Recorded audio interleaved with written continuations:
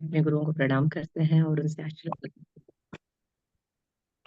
ओम अज्ञानतिमिरन्धस्य ज्ञानाञ्जनशलाकया चक्षुरुन्मिलितं येन तस्मै श्रीगुरुवे नमः। श्रीचैतन्यमनोभीष्टं स्थापितं येन भूतले स्वयं रूपं कदा मह्यं ददाति स्वपदान्तिकम्।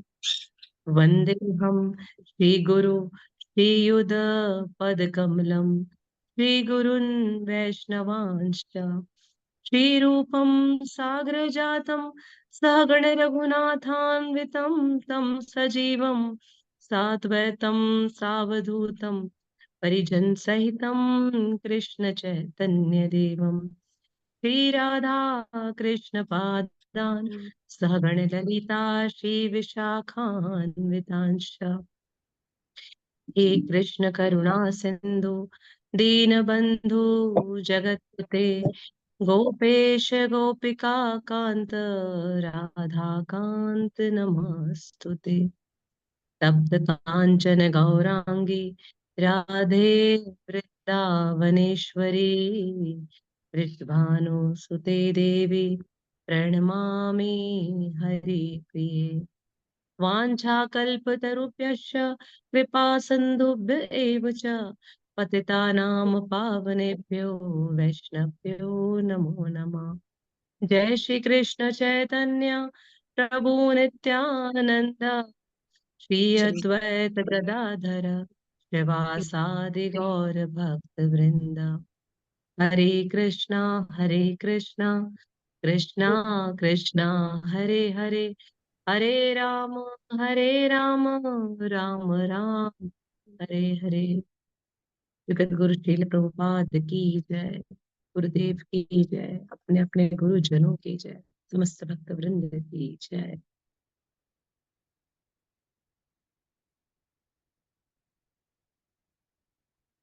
तो आप सबका हार्दिक अभिनंदन। लगातार चल रही इस भगवत गीता की कक्षाओं में, जिसमें प्रतिदिन अलग अलग गुरुओं के द्वारा आप सबको शिक्षाएं दी जा रही है।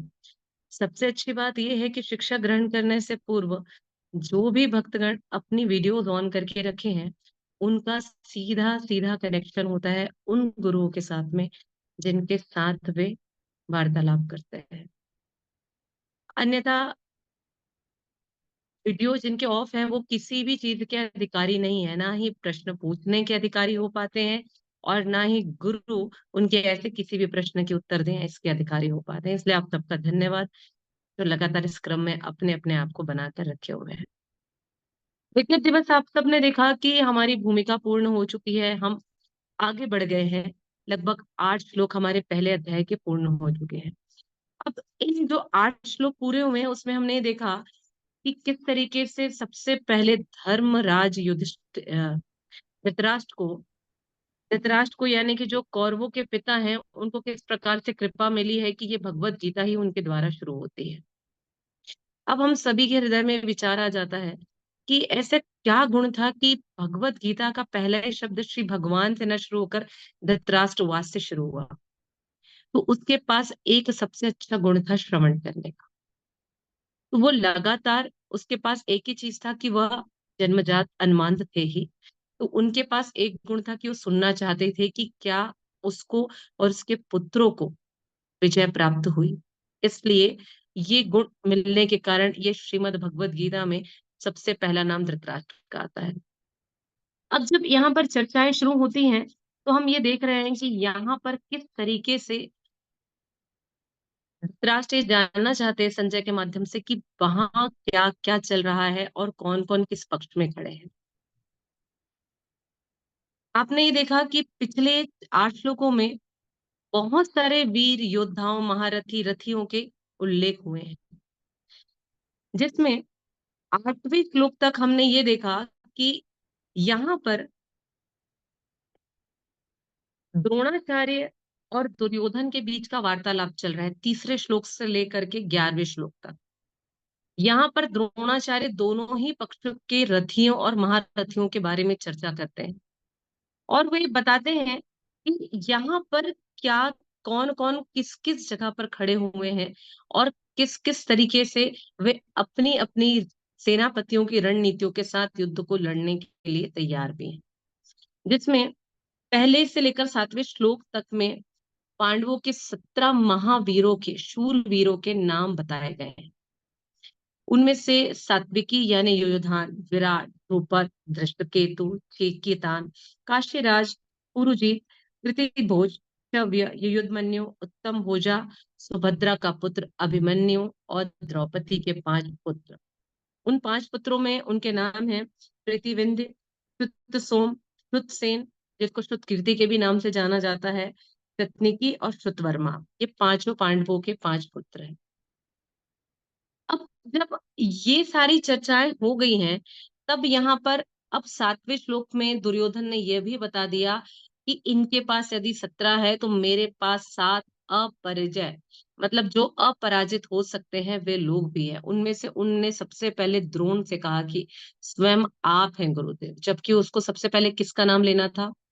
भीष्म का, जबकि भीष्म पितामह द्रोण से बड़े थे। क्योंकि दुर्योधन यहाँ पर अपनी परंपराओं को, अपनी सभ्यताओं को भूल करके केवल और केवल अपने अहंकार में पूर्ण रूप से डूबा होने के कारण वो सबसे पहले द्रोण का नाम लेते हैं और उसके बाद वो कहते हैं भीम, भीष्म पितामह आप स्वयं हैं। उसके बाद वो कर्ण का, कृपाचार्य का, अश्वत्थामा का, विकर्ण का और सोमदत्त का के पुत्र भूरिश्रवा का भी नाम लेते हैं। इस तरीके से इन श्लोकों के माध्यम से दुर्योधन ने द्रोणाचार्य को ये बताने का प्रयास किया कि दोनों पक्ष में कौन कौन से शूरवीर हैं। इसलिए आप बिल्कुल भी ना घबराइए कि यहाँ हमारे पास भी कोई भी कम शूरवीर है। अब यहाँ पर 9वें श्लोक में जब बात आती है तो 9वें श्लोक में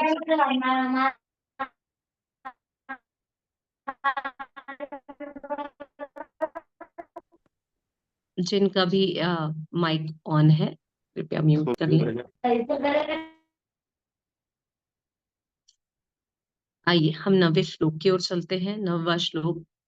अन्ये च बहवो शुरा मध्यर्थे त्यक्त जीविता नाना शास्त्र प्रहराण सर्वे युद्ध विशारदा। आप में से कोई पढ़ना चाहेंगे? अन्ये च बहवः शुरा मध्यर्थे त्यक्त जीविता नाना शास्त्र प्रहराण सर्वे युद्ध विशारदा। श्लोक पहला अध्याय 9वां श्लोक। हरे कृष्ण। अन्ये हरे च कृष्ण। बहवः शूरा मद्दर्थे त्यक्तजीवितः नानाशस्त्रप्रहरणाः सर्वे युद्धविशारदः। हरे कोई और? हरे कृष्ण। अन्ये च बहवः शूरा मदर्थे त्यक्तजीविता नानाशस्त्रप्रहरणाः सर्वे युद्धविशारदा। हरि बोल। हरे कोई कृष्ण और? माता जी। हरि। अन्ये च बहवः शूरा मदर्थे त्यक्त जीविता नाना शस्त्र प्रहराणा सर्वे युद्ध विशारदा। हरि बोल। अन्य, अन्य सब, च ही, वह अनेक, शुरा वीर, मत्यर्थे मेरे लिए, त्यक्त जीविता जीवन का उत्सर्ग करने वाले, नाना अनेक, शस्त्र आयुध, प्रहरणा से युक्त या सुसज्जित, सर्वे सभी, युद्ध विशारदा युद्ध विद्या में निपुण। यहाँ पर लिखा है ऐसे अनेक वीर भी हैं जो मेरे लिए अपना जीवन त्याग करने के लिए उद्यत हैं।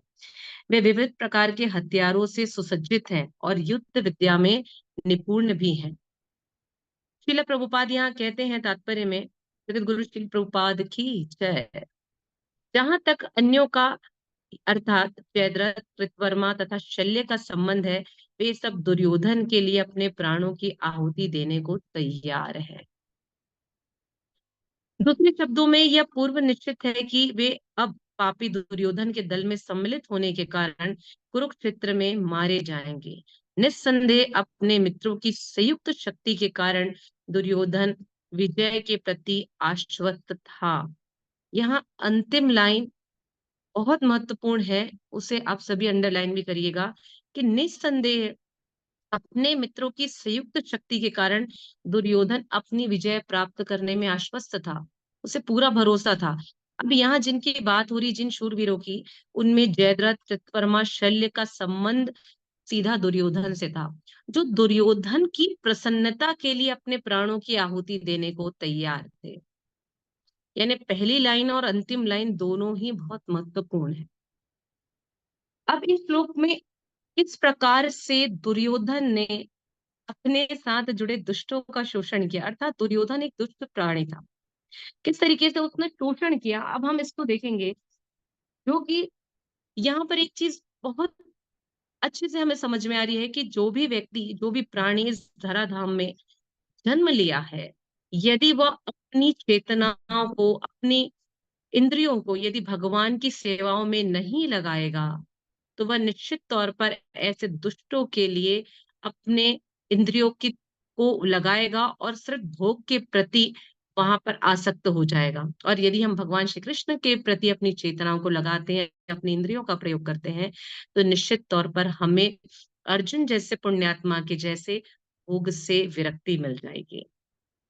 अब यहाँ बात समझने लायक इस श्लोक में ये है कि जबकि उसकी सेना में ऐसे सभी वीर शामिल थे जो अपनी प्राणों की आहुति देने को भी तैयार थे। जिन 7 लोगों का नाम दुर्योधन ने बताया है, वे 7 लोगों से अधिक अक्षुणी सेना, जो कि स्वयं श्री कृष्ण जी के द्वारा दी गई थी, वे सब भी उसके लिए प्राणों की आहुति देने के लिए तैयार थे। क्या फिर भी हम समझ सकते हैं कि दुर्योधन की जीत निश्चित थी? बिल्कुल भी नहीं, बिल्कुल भी नहीं। जबकि उसके सभी शूरवीर, यहाँ लिखा हुआ है इस श्लोक में, आयुध, वे समस्त आयुधों से, शस्त्रों से वो पूर्ण थे। नाना शस्त्र प्रहरणा, अर्थात वो सभी प्रकार के आयुधों को धारण किए हुए थे। श्लोक की दूसरी लाइन में लिखा हुआ है नाना शस्त्र प्रहरणा, अर्थात उसके सभी शूरवीर विभिन्न प्रकार के आयुधों और शस्त्रों को धारण किए हुए थे। फिर भी क्या दुर्योधन की विजय निश्चित थी? हम ऐसा सोच सकते हैं? क्या आप ऐसा सोच सकते हैं? बिल्कुल भी नहीं, दुर्योधन की विजय निश्चित ही नहीं। फिर यहाँ पर है सर्वे युद्ध विशारदा, अर्थात वो ये बोल रहा है कि क्या जो मेरे सभी योद्धा युद्ध करने में निपुण हैं, वे सब भी युद्ध मुझे जिता देंगे, ऐसा विश्वास उसको अंत है। यही श्रीला प्रभुपाद ने अपनी अंतिम लाइन में भी बताया। तो दुर्योधन आश्वस्त हो चुका है कि मेरे पास ऐसे ऐसे शूरवीर हैं, भीष्म पितामह जिनके पास इच्छा मृत्यु का वरदान है, कृपाचार्य जो अगले मनवंतर में स्वयं सप्त ऋषियों में आएंगे। यानी अभी तो कृपाचार्य चिरंजीवी हैं, कृपाचार्य उसके पास चिरंजीवी हैं, भीष्म पितामह उसके पास इच्छा मृत्यु का वरदान लिए हुए हैं, अश्वत्थामा की मृत्यु नहीं हो सकती है।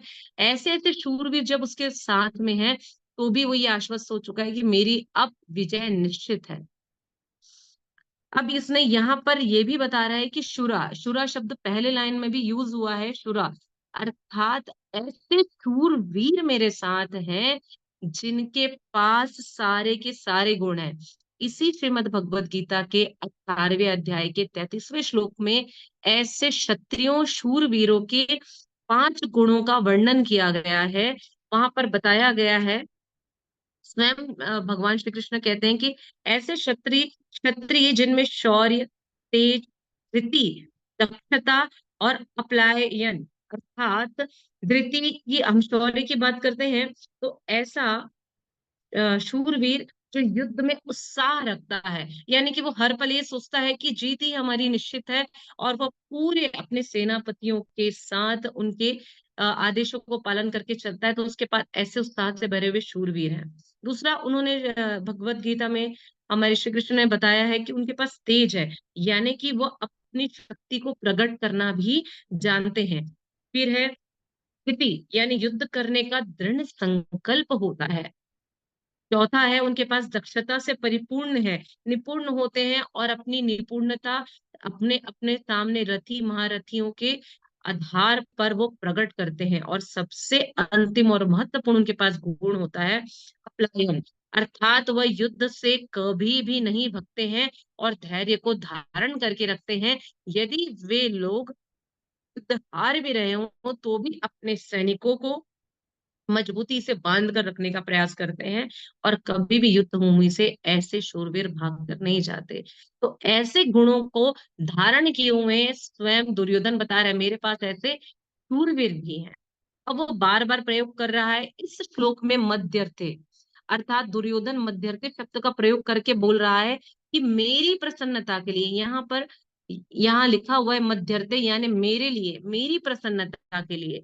अब हमें ये समझना होगा कि यदि जो शूरवीर दुर्योधन जैसे दुष्ट प्राणी के प्रसन्नता के लिए यदि युद्ध करने को आए हैं तो क्या उनकी जीत निश्चित है या हार निश्चित है? निश्चित तौर पर उनकी हार निश्चित है। क्यों? क्योंकि वे लोग अपनी इंद्रियों की तृप्ति दुर्योधन के लिए कर रहे हैं और भोग के प्रति, विलास के प्रति आसक्त है। यदि इसी ही प्रकार से गीता के 12वें अध्याय के 10वें श्लोक में श्री भगवान ने मध्यर्थी शब्द का प्रयोग पुनः किया है। देखिए, हर श्लोक का अर्थ इस पूरे 18 अध्याय के सारे श्लोकों में किया हुआ है। हम इसे आसानी से समझ सकते हैं कि ये मध्यर्थी शब्द कहाँ कहाँ पर आया है, ये शूरवीर शब्द कहाँ कहाँ पर प्रयोग हुआ है, तो हमें इससे किसी भी श्लोक को समझने में आसानी होती है। अब 12वें अध्याय के 10वें श्लोक में श्री कृष्ण ने कहा है कि मध्यर्थपि कर्माणि कुर्वन् संधि सिद्धिमपि वाप्यामि, अर्थात मेरी प्रसन्नता के लिए जो भी कर्म करते हो तुम, तो निश्चित तौर पर तुम्हें सफलता प्राप्त होगी। भगवान करे मध्यर्थ अपनी कर्माणी, अर्थात तुम मेरी प्रसन्नता के लिए यदि अपनी इंद्रियों को, अपनी चेतना को यदि मेरे लिए लगाओगे तो निश्चित तौर पर तुम्हें सफलता प्राप्त होगी। भगवान स्वयं यहाँ पर कह रहे हैं। अब यहाँ दुर्योधन क्या कर रहा है? मध्य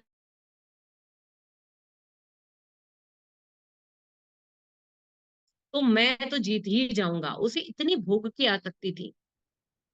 लेकिन भगवान क्या कह रहे हैं इसी भगवत गीता में? यदि आप अपनी इंद्रियों को मेरे लिए लगाओगे तो सफलता निश्चित है। जिस प्रकार से अर्जुन और साथ ही सारे पांडवों ने अपनी इंद्रियों को भगवान श्री कृष्ण के आदेशानुसार उनके लिए अपनी चेतना को लगाया, उनके चरणों में सब कुछ लगाया, तो निश्चित तौर पर ये पता था कि उनकी जीत भी निश्चित है। यहाँ पर सफलता का अर्थ एक और है। यदि सफलता कब मिलेगी हमें?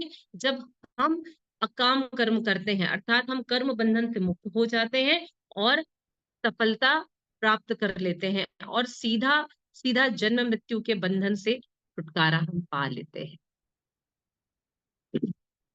यहाँ पर इस प्रथम अध्याय में ये बहुत अच्छे से समझाने का प्रयास किया गया है। इस जगत में दो ही प्रकार के लोग हैं। ये बहुत महत्वपूर्ण अध्याय है। पहला, यदि हम पहले अध्याय को बहुत अच्छे से समझ जाते हैं कि ये जो सैन्य निरीक्षण चल रहा है, ये सैन्य निरीक्षण सामान्य नहीं है। यदि हम इस पहले अध्याय को समझते हैं तो हम पूरे 17 अध्याय को बहुत आसानी से समझ जाएंगे। पहले अध्याय के हर शब्द आपको अन्य अध्यायों के श्लोकों में भी मिलेंगे। तो यहाँ पहले अध्याय में दो प्रकार के लोगों का वर्णन किया गया है। पहला है तो शोषण करने वाले और दूसरा है शोषित होने वाले। दुर्योधन जैसे लोग सदैव अपने अधीनस्थ का शोषण करते हैं। ये प्रश्न जब आप आगे कोई कोर्स करेंगे, भक्ति शास्त्री करेंगे, आप आईडीसी करेंगे, तो ऐसे सवाल पूछे भी जाते हैं कि पहला शोषण करने वाला कौन है? दुर्योधन। और दुर्योधन जैसे लोग, कर्ण, विकर्ण, जो उनके साथ लगे हुए हैं, ऐसे लोग, विकर्ण तो धर्मात्मा आदमी था लेकिन फिर भी दुर्योधन के साथ अधर्म नीति में साथ देने के कारण उसको भी इन कर्मों का फल भोगना पड़ा।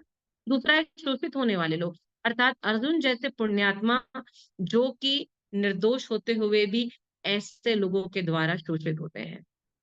इसलिए इस श्लोक में दुर्योधन ने व्यक्त किया है और बताया है कि भाई यदि तुम मेरे लिए ये सारे कार्य करोगे, अपनी इंद्रियों को लगाओगे, मेरी प्रसन्नता के लिए कार्य करोगे, तो निश्चित तौर पर मेरी सफलता निश्चित है। जिस प्रकार से उसने कर्ण को अंग देश का राजा बना दिया था, ऐसे ही यदि मेरी जीत हुई तो मैं भी आपको अलग अलग और संपत्तियां, अलग अलग भोग विलास करने के लिए चीजें दे दूंगा।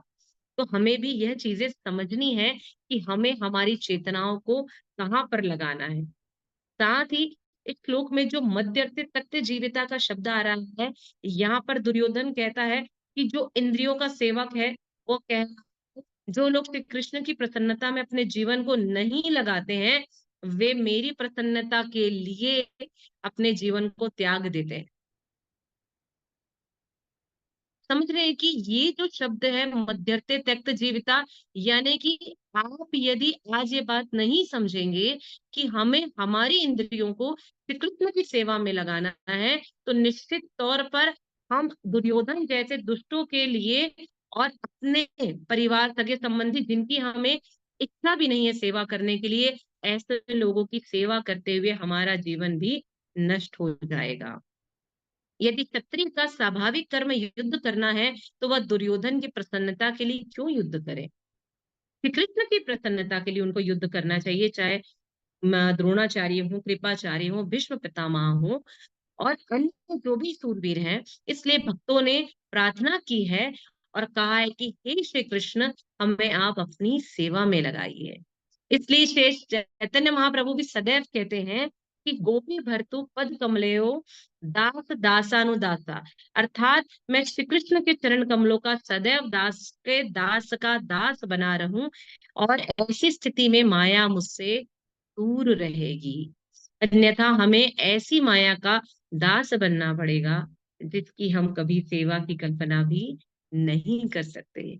इसलिए चैतन्य महाप्रभु बहुत अच्छे से कह रहे हैं कि हम हमें जो नाम भी मिला है ना, यही नाम मिला है, ललिता प्रिय सखी देवी दासी। हमें कैसा नाम मिला? दास और दासी। नाम हमारा ललिता प्रिया नहीं है, कृष्णाधिका सखी मेरा नाम नहीं है, मेरा नाम तो दासी है। यानी मैं दासी दासी दास दास दास के भी दासी हूँ। मैं इनकी सेवा कर सकूं तो श्री कृष्ण तक मेरी इंद्रियों की सेवा हो पाएगी और मेरी चेतना शुद्ध होगी। अगर मेरे प्राण भी निछावर होते हैं तो केवल कृष्ण की सेवा करते हुए जाए।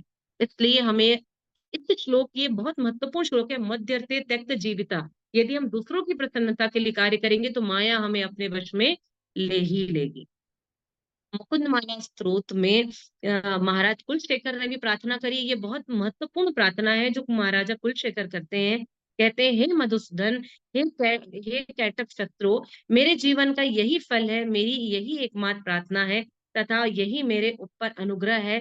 कृपा करके मुझे अपने दास के दास के दास के दास दास के भी रूप में स्थान दे दीजिए। ये महाराजा कुलशेखर कह रहे हैं। हमें समझना है कि हमारे आचार्य शिष्ट वैष्णवों ने हमारे लिए कौन से सिद्धांत है यहाँ पर देकर के गए। इसलिए शिला प्रभुपाद यहाँ बता रहे हैं कि हमें जो दुर्योधन ने कहा है, सबसे पहली और अंतिम लाइन, जिस प्रकार से वो इंद्रियों को वश में करके अपने शूरवीरों के सामने यह बताने का प्रयास कर रहा है, द्रोणाचार्य से जो वार्तालाप कर रहा है कि हमारे पास भी ऐसे 7 शूरवीर हैं जिनके माध्यम से, जिन्होंने अपना सब कुछ मेरे लिए, मेरी प्रसन्नता के लिए लगा दिया है, तो निश्चित तौर पर हमारी जीत भी निश्चित है। तो आप सबको ये चीजें समझ में आ रही हैं, आई इस श्लोक में, कि हमारे लिए इस श्लोक में समझने का सबसे महत्वपूर्ण 2 चीज है। पहला, एक तो शोषण करने वाले लोग हमारे साथ है, दूसरा शोषित होने वाले लोग हमारे साथ है। दूसरा, साथ ही साथ हमारे साथ में यहाँ पर ये भी है कि हम इस जगत में यदि अपनी इंद्रियों को श्री कृष्ण की सेवाओं में नहीं लगाएंगे, तो निश्चित तौर पर हमें दुर्योधन जैसे माया से बंधे हुए लोगों की प्रसन्नता के लिए कार्य करके अपने इस प्राण को देना होगा। अर्थात हमारा ये मानव शरीर, मानव जीवन ही व्यर्थ हो जाएगा। इसलिए आपको और हमको आज से, अभी से, इसी पल से श्री चैतन्य महाप्रभु ने जैसा कहा है वैसा करते हुए, और जैसा महाराजा कुलशेखर ने कहा है, हमें दास के दास दास दास की सेवा करते हुए श्री कृष्ण को अपनी सेवाओं को अर्पित करना है। आइए हम अगले श्लोक की ओर बढ़ते हैं।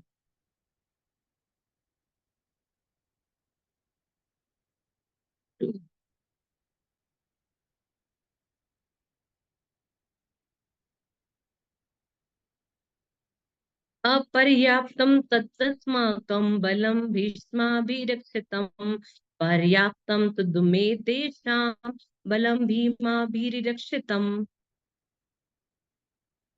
कौन पढ़ना चाहेंगे? कोई भी दो लोग पढ़ लीजिए जल्दी से। हरे कृष्ण माता जी। हरि बोल। अपर्याप्तं तदस्माकं बलं भीष्म अभिरक्षितं, पर्याप्तं तु इदं तेषां बलं भीम अभिरक्षितं। हरे कृष्ण माता जी। हरे कृष्णा। हरे कृष्ण माता जी। हरे अपर्य कृष्णा। अपर्याप्त अपर्याप्तं तदास्माकं बलं भीष्मभिरक्षितं, पर्याप्तं त्विदं मे तेषां बलं भीमाभिरक्षितम्। हरि हरि बोल। हरे कृष्ण। हरे कृष्णा।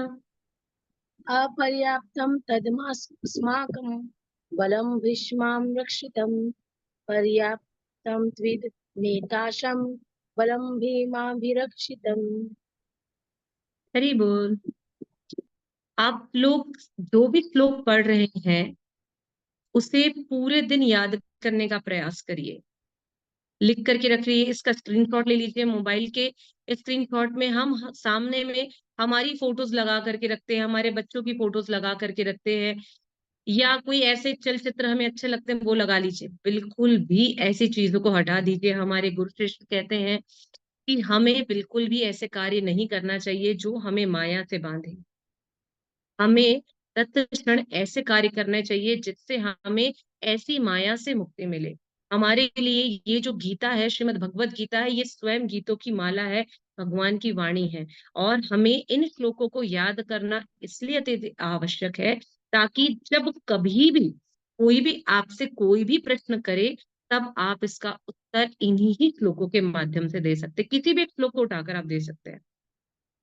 इसलिए आज इसे अभी से श्लोक याद करने का सबसे आसान तरीका है, स्क्रीनशॉट लीजिए अपने सामने। रोज आप अपना फ्रंट वॉलपेपर चेंज करिए और उसे लगाइए, और वॉलपेपर पर जब जब आप क्लिक करेंगे तब तब आपको ये श्लोक दिखाई देगा और आपको इस तरीके से श्लोक याद होगा। ऐसा हमारे इसमें कमाल कृष्ण प्रभु जी कहते हैं, और उनकी कृपा से मैंने बहुत सारे श्लोक याद भी किए हैं। सबसे आसान मार्ग है यही करने का, और माया से मुक्ति का भी। ये जो श्लोक है ना, ये बहुत महत्वपूर्ण श्लोक है। अब यहाँ पर ना दुर्योधन पुनः द्रोणाचार्य से, जो 11वां श्लोक होगा हमारा अंतिम होगा, जहां दुर्योधन और द्रोणाचार्य की वार्तालाप विराम होगी पूरे इस अध्याय में। यहाँ पर फिर से दुर्योधन ऐसी ऐसी चीजें कह के अपने शूरवीरों को और अपने सैनिकों को कहीं पर भी थोड़ा सा भी डामाडोल नहीं होने दे रहा है, उसकी इच्छा शक्ति कम होने नहीं दे रहा है, और बढ़ा चढ़ा करके भी बता रहा है। क्या बता रहा है यहाँ पर? वो क्या कह रहा है कि ऐसी प्रतिज्ञाओं से बंधे हुए हमारे भीष्म है। भीष्म का अर्थ ही होता है भयानक, और भीम का भी अर्थ होता है भयानक। अब उसने दोनों ही शब्द यहाँ पर लिए इसी एक श्लोक में। अपर्याप्तम तद अस्माकम बलम भीष्मा भी रक्षितम, पर्याप्तम तुद में तेषाम बलम भीमा भी रक्षितम। अर्थात यहाँ दोनों ही शब्द उसने बताए, अपनी सेना के लिए भी और भीम की सेना के लिए भी। उसने यहाँ पर अर्जुन, श्री कृष्ण या धर्मराज युधिष्ठिर का नाम नहीं लिया। उसने किसका नाम लिया है? भीम का। अब भीम का नाम उसने क्यों लिया, ये भी बहुत समझने वाली बात है। बचपन से ही, क्योंकि और पांडवों की माता कुंती धर्म से जुड़ी हुई थी, धर्म के प्रति उनकी पूर्ण अगाध आस्था थी, और अंतिम समय तक माता कुंती ने केवल एक ही प्रार्थना करी कि हे श्री कृष्ण, हे श्री हरि, सदैव मुझे आप कृपा से घेर रखें ताकि मैं नित प्रतिपल प्रति क्षण की सेवा और आपका ध्यान कर सकूं। ऐसे पुत्र थे उनके।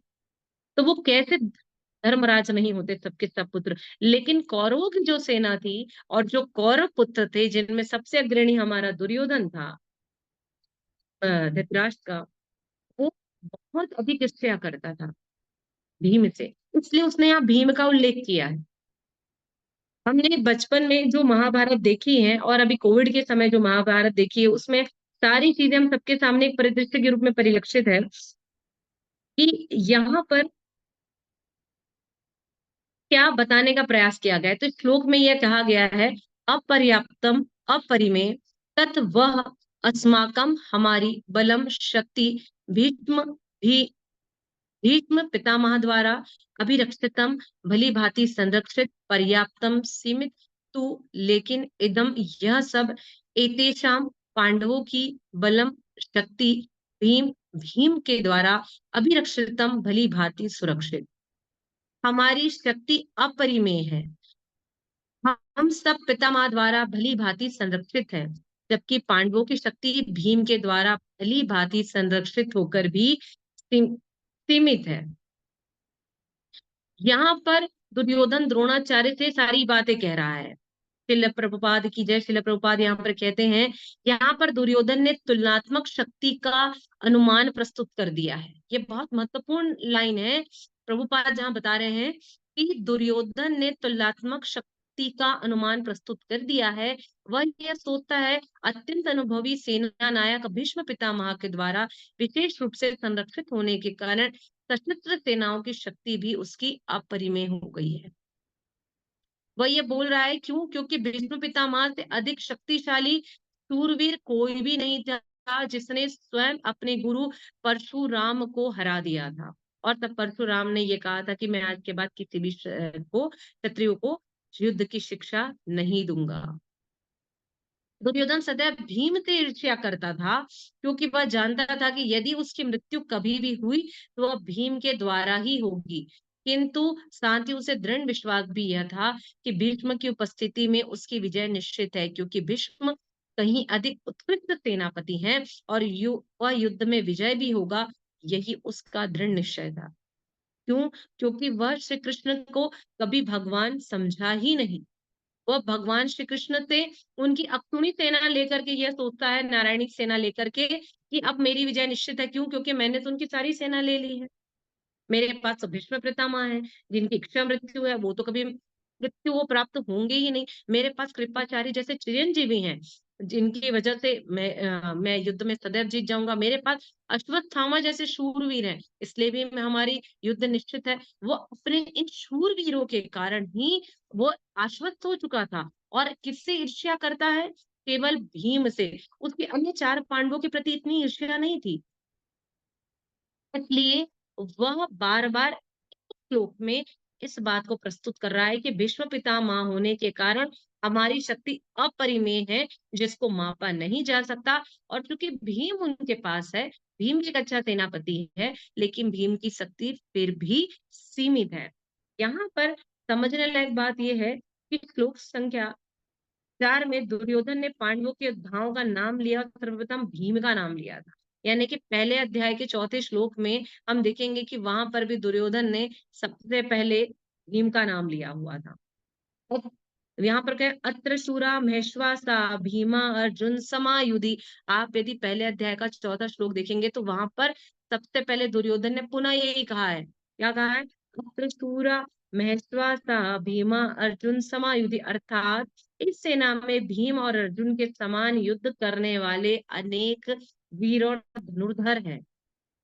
वह भीम को श्रेष्ठ धनुर्धर बता रहा है, क्योंकि वह यह बात जानता भी था। इस श्लोक में दुर्योधन ने भीम का एक मात्र नाम ले रहा है और वह यह बता रहा है कि दुर्योधन भीम के प्रति सबसे अधिक ईर्ष्यालु था और वह भीम के पराक्रम से कई बार पराजित भी हो चुका था।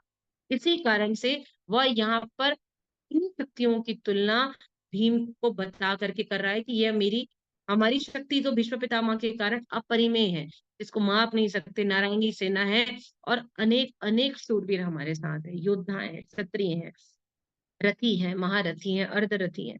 लेकिन भीम और पांडवों की शक्ति सीमित है। साथ ही भीम वायुदेव का पुत्र होने के कारण भीम के पास असीमित बल भी था। बचपन से ही खेलने में, युद्ध करने में वह बहुत अधिक उत्साह दिखा लिया करते थे।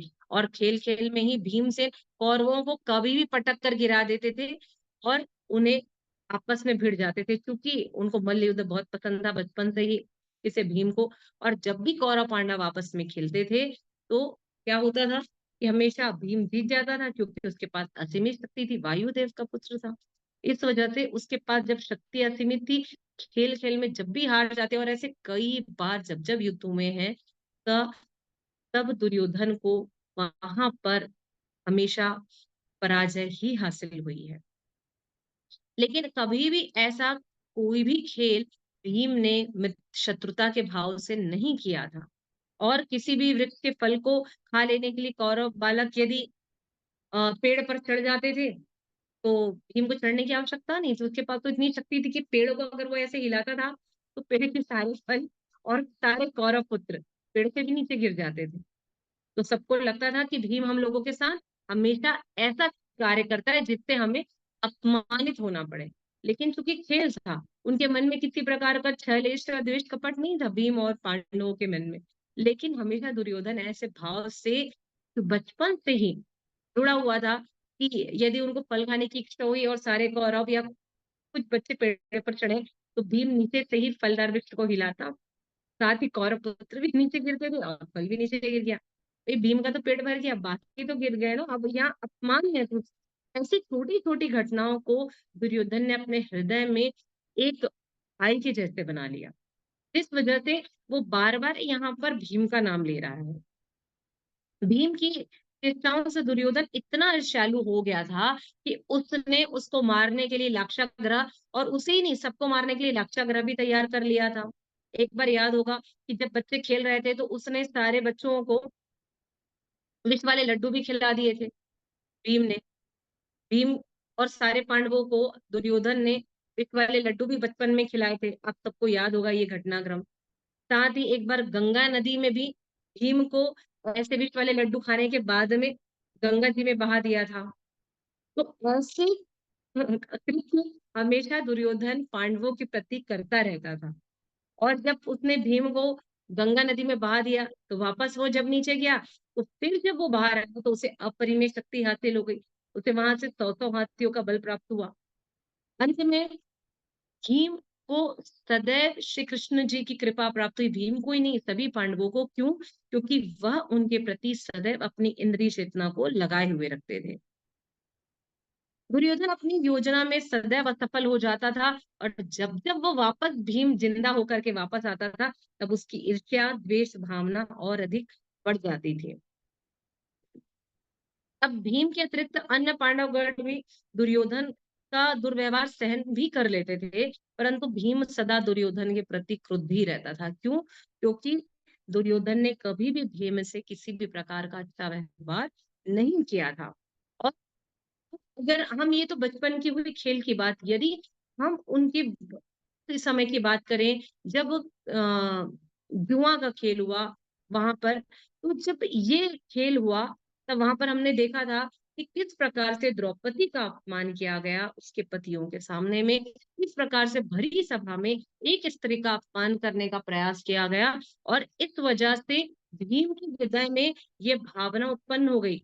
और जब दुशासन ने जंघाएं खोल करके ये कहा कि आ द्रौपदी यहाँ पर बैठो, तब उसने वहीं पर प्रतिज्ञा ले ली कि मैं तुम्हारी दोनों भुजाएं और तुम्हारी जंघाओं को तोड़ दूंगा, और सारे कौरवों के रक्त से द्रौपदी के केस दूंगा। ये उसने ऐसा व्रत ले लिया। अब दुर्योधन का तो डर निश्चित था ना कि उसने ऐसा सब कुछ कर लिया, और यह सब कुछ किसके निर्देशन में हुआ? दुर्योधन के।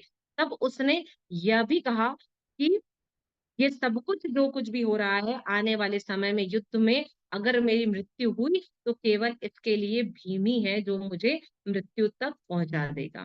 दुर्योधन सदैव ही भीम से डरा हुआ रहता था, और इसी ही डर के कारण उसने अपने महल में दुर्योधन एक भीम का पुतला लोहे का बना करके रखा था, और लोहे का पुतला बना करके वह उसी के साथ मल्ल युद्ध करता था, और खूब लोहे अपनी गदा से भीम को, उस लोहे से बने हुए भीम को ठोकता था। पीटता था, युद्ध करता था, उसे लगता था यहीं पर ही मैं अपने गुस्से को, अपने वाली द्वेषाग्नि को निकाल सकता हूँ। इसलिए अंतिम समय में भी जब पूरे युद्ध विराम होने को आ गया, केवल दुर्योधन बचा, तब धर्मराज युधिष्ठिर ने दुर्योधन से कहा कि यदि अब भी तुम अपनी हार मान लो और यदि तुम हम में से किसी से भी युद्ध करना चाहो तो तुम कर सकते हो। यदि तुम जीत जाते हो तो मैं तुम्हें पूरा राज्य दे दूंगा और वापस हम सब पुनः वन में चले जाएंगे। तब यहाँ पर श्री कृष्ण धर्मराज युधिष्ठिर की बहुत निंदा करते हैं कि आप अभी अंतिम समय में ऐसा कैसे कह सकते हैं जब हमने धर्म का युद्ध करते हुए इस जीत को हासिल कर ली है। किंतु दुर्योधन की मति तब भी भ्रम में थी और वह तब भी चाहता तो किसी भी अन्य पांडवों से, नकुल, सहदेव, धर्मराज और अर्जुन से युद्ध कर सकता था, लेकिन पुनः उसने किसका चुनाव किया?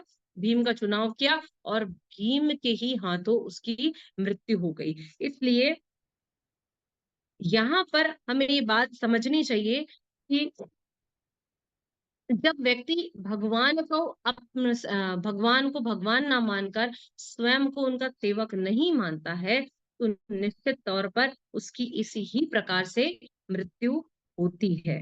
यहाँ पर हमें समझना चाहिए कि इस श्लोक की पहली पंक्ति में दुर्योधन ने बलम भीष्म रक्षितम अर्थात भीष्म के द्वारा जो रक्षित है, तथा दूसरी पंक्ति में पुनः दुर्योधन ने कहा बलम भीमा वीर रक्षितम। देखिए दोनों शब्द बहुत महत्वपूर्ण है। यहाँ पर क्या कह रहा है? बलम भीष्मा वीर रक्षितम और बलम भीमा वीर रक्षितम, अर्थात भीष्म और भीम का अर्थ ही भयानक है। यहाँ पर दुर्योधन कहना चाहता है कि जहाँ भीष्म पितामह कुशल और अनुभवी योद्धा है, वहीं पर उनकी सारी सेनाएं भीष्म पितामह से संरक्षित है, लेकिन भीम की सेना को युद्ध करने का बहुत अधिक अनुभव नहीं है। केवल उनके पास सारथी के रूप में श्री कृष्ण, इसलिए हमारी शक्ति अपरिमेय है। ऐसा स्वयं कौन सोच रहा है? केवल और केवल दुर्योधन सोच रहा है।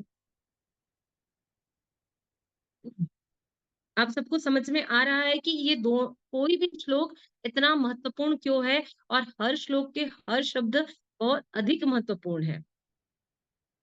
भीष्म के द्वारा सुरक्षित सेना का एक और अर्थ है, भीष्म जब विवाह के योग्य थे तब अपने पिता शांतनु के अकेले पुत्र थे, किंतु जब उन्होंने दूसरा विवाह किया सत्यवती से, जो कि मस्तक कन्या थी, तो मस्तक कन्या चाहती थी कि मेरे पुत्र यहाँ के राजा बने, पर ऐसा संभव ना हो सका।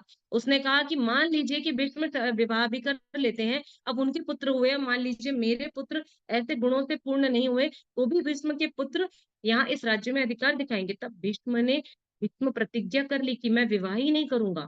तब देवताओं ने ऊपर से फूलों की वर्षा करी। क्यों वर्षा करी?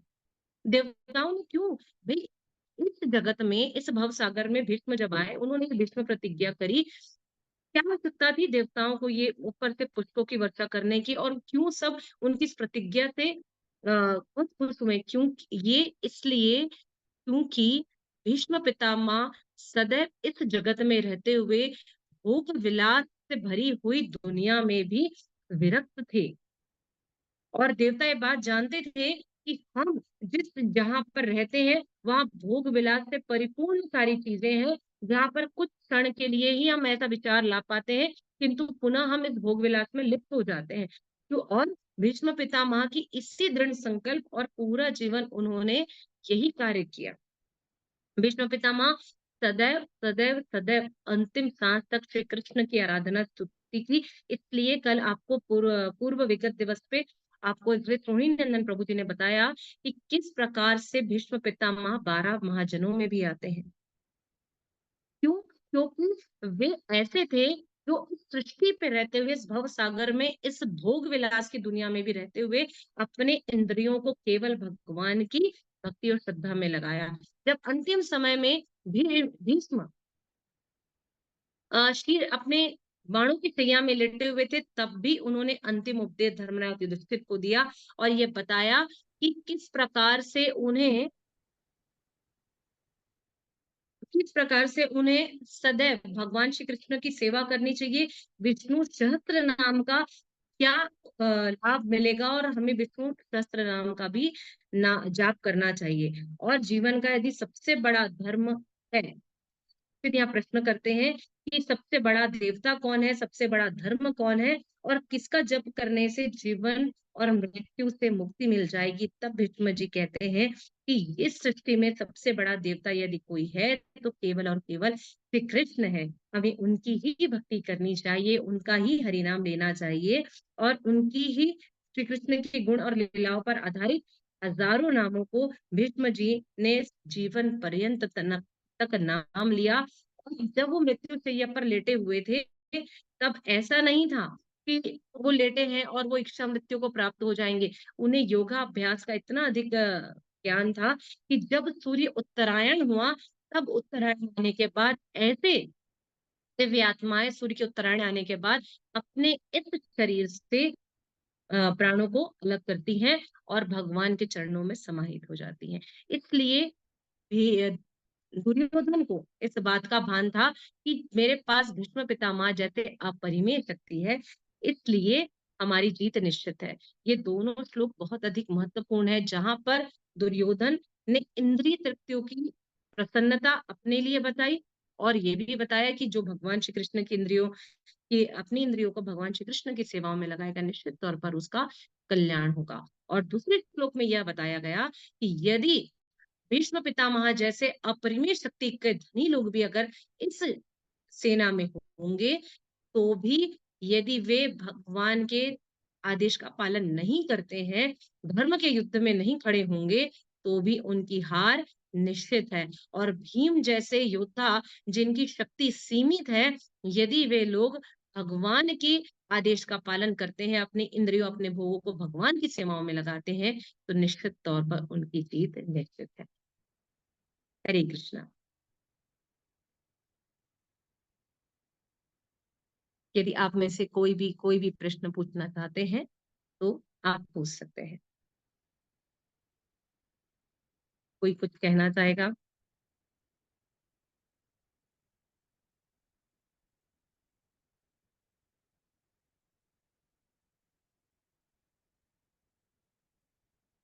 जी प्रभु जी, हरे कृष्णा। हरे कृष्णा माता जी, दंडवत प्रणाम। हरे कृष्णा, आ, दंडवत प्रणाम। माता जी, मेरा क्वेश्चन क्लास से रिलेटेड नहीं है, थोड़ा सा ऑफ द सब्जेक्ट है, मैं पूछ सकता हूँ? जी पूछिए, प्रयास करेंगे। माता जी, मैं मतलब ये क्वेश्चन बहुत समय से कैरी कर रहा था। मैं ये पूछना चाह रहा था हम्म। कि समटाइम्स ऐसा होता है ना कि जब हम सोते हैं तो हमको सपने आते हैं ना, तो वो कहते हैं कि हमारे पास्ट लाइफ का रिफ्लेक्शन है। लेकिन जब हम भक्ति में हम्म। आते हैं और पूरा दिन हरि कथा में रहते हैं, स्पेशली एकादशी में, जब हम सिर्फ नाम जप करते हैं और हरि कथा सुनते हैं, उसके बाद भी हमको ऐसे ड्रीम्स क्यों आते हैं? हम्म। प्रभु जी, क्योंकि हमारा मन, हमारी चेतना अभी भी पूर्ण रूप से भगवान श्री हरि के चरणों पे समर्पित नहीं है, क्योंकि हमारा मन अभी भी उन होने वाली क्रियाकलापों में, इस माया जगत के भवसागर में लगा हुआ है। निश्चित तौर पर पूर्व जन्म के घटनाक्रम हमारे इस स्वप्न में परिलक्षित होते हैं, किंतु इनका संबंध कुछ क्षण के लिए होता है, जिसका कोई भी अर्थ नहीं होता है। हाँ, जैसी चीजें आप कह रहे हैं ना, इनमें से कुछ भक्त ऐसा भी कहते हैं कि मुझे सपनों में कभी भगवान के दिव्य दर्शन हुए हैं, कोई कहता है कि मुझे किसी वैष्णव के दर्शन हुए हैं। क्या इसका कोई विशेष कारण है क्या? सपनों में वैष्णवों का आना, श्री हरि के दर्शन का होना, ये निश्चित तौर पर हमारे किसी पुण्य प्रताप का फल है। वैष्णव की अगाध कृपा, इसलिए ऐसा हो रहा है। लेकिन यदि हमें ऐसे कोई दुर्व्यसन स्वप्न आ रहे हैं जिनकी वजह से हमारी चेतना खराब हो रही है, तो मुझे सबसे ज्यादा हरिनाम करने की आवश्यकता है और मेरा मन और चेतना को भगवान के चरणों में लगाने की जरूरत है। मैं ही आपको बता दूं कि विगत एक सप्ताह से मेरे साथ ऐसा हो रहा है कि मैं जब भी स्वप्न सोती हूँ या स्वप्न देखती हूँ ना, तो मुझे ऐसा लगता है कि मैं प्रभु जी से या गुरु महाराज से कोई कथा सुन रही हूँ, मैं भगवत गीता का कोई श्लोक पढ़ रही हूँ। तो मुझे फिर ये चीज़ समझ में आई कि ऐसा हो रहा है कि लगातार अभी मैं यही चीज़ें, क्लासेस भी बहुत सारी मेरी चल रही हैं। इस वजह से ऐसी चीज़ें हो रही हैं, इसलिए हमें बहुत ज़्यादा ऐसी बातों पर ध्यान नहीं देना चाहिए। लेकिन हाँ, हमें किसी भी शास्त्र के दर्शन, दिव्य वैष्णव के दर्शन या श्री हरि के दर्शन हो, तो निश्चित ये हमारे पुण्य कर्मों का फल है और पुरानी चीज़ों पर जो बीत चुकी हैं उन पर ज्यादा ध्यान नहीं देना चाहिए, वो केवल हमें भ्रम में डाल देती है। ठीक है प्रभु जी। हाँ जी माता जी, थैंक यू माता जी। और किसी का कोई प्रश्न? नहीं तो हमारी क्लास का कोई है, हम विराम करते हैं।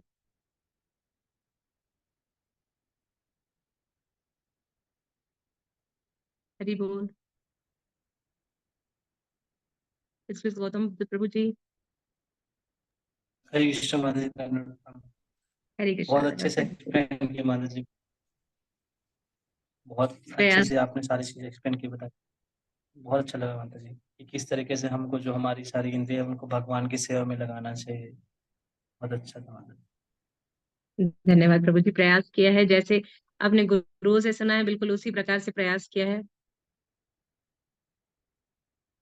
और सबसे अच्छी बात है कि आज इस विशेष दिवस पर हमारे इस गौतम बुद्ध प्रभु जी का जन्मदिन है। तो आपको सबसे पहले कृष्णा भावना भरे जन्मदिन की खूब खूब सारी शुभकामनाएं। सदैव भगवान श्री कृष्ण की सेवाओं में, जिस प्रकार से आज का हमने श्लोक प्रिय अपनी सारी इंद्रियां भगवान की सेवाओं में लगाए, सदैव वैष्णवों की सेवा करें, अपने गुरु के मार्गदर्शन में चले, और हम समस्त भक्तों के किए हुए अपराधों को आप क्षमा करें। प्रभु जी कहते हैं आज वैष्णवों का दिन होता है, और वे अब चाहे तो हम सबको हमारी गलतियों के लिए क्षमा कर सकते हैं। तो आपसे हरि यही बोल। विनती है कि आप तभी हमसे कोई भी किसी भी प्रकार का अपराध हुआ हो, त्रुटि हुई हो, तो आप क्षमा करें और खूब खूब भक्ति करें। तो हम सभी मिलकर एक बार गौतम बुद्ध प्रभु जी के लिए हरे कृष्ण महामंत्र का जाप करेंगे। हरे कृष्ण हरे हरे कृष्ण हरे कृष्ण कृष्ण हरे कृष्ण कृष्ण कृष्ण कृष्ण हरे कृष्ण हरे हरे हरे हरे राम हरे हरे राम राम हरे राम राम राम राम राम राम हरे हरे। इस गौतम बुद्ध प्रभु जी की जय। जय समस्त भक्त वृंद की जय जय। जगत शील प्रभुपाद की जय। जय। कृष्ण राधिका सखी माता जी की जय हो। जय हो। गुरु महाराज और मेरे शिक्षा गुरु की जय। जी जय। हरे कृष्णा। आप सबसे पुनः मिलेंगे सोमवार के इस कमाल कृष्ण प्रभु जी की भगवत गीता की कक्षा में। हरि बोल। हरि बोल।